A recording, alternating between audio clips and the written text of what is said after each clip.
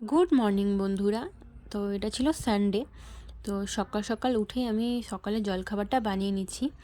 তো বড়মশাই বলল যে সকাল সকাল একটু ডিম টোস্ট বানাও। তো তার জন্যই ঝটফট করে তো দোকানে গিয়ে একদম পাউরুটি এনে ঝটপট বানিয়ে নিচ্ছি।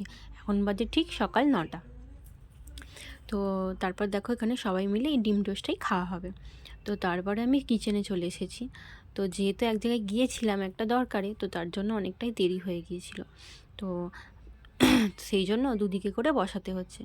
তো এদিকে আমি বসাচ্ছি চিকেন।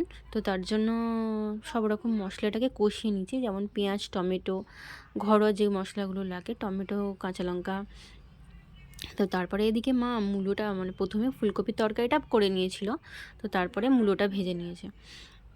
তো যেহেতু দেরি হয়ে গেলে কী হয়, দুদিকে করলে অনেকটাই তাড়াতাড়ি হয়ে যায়। তো তারপরে এখানে ভাতও বসিয়ে দিয়েছি। তো আমি এখানে ভাবলাম মাংসটা কষিয়ে নিই। তো শীতের সকালে ঘুম থেকে উঠতে একদমই ভালো লাগে না, বিশেষ করে সানডে, কারণ প্রতিদিনই তো একটু তাড়াতাড়ি ওঠা হয়।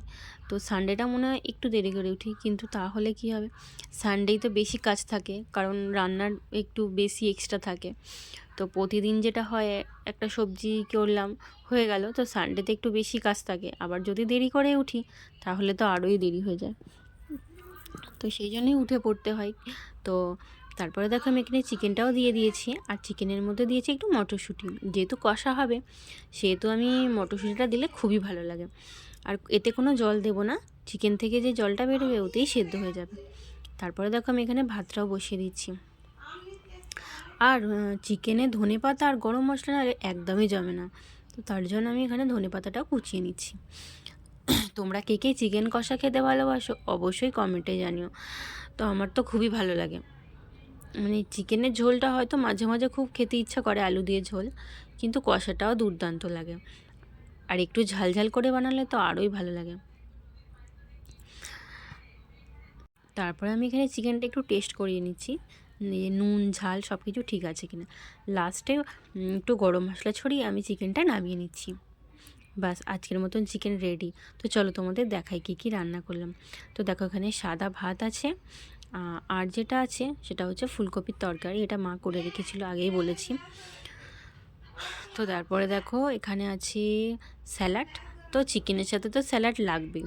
আর এটা হচ্ছে মূলো ভাজা।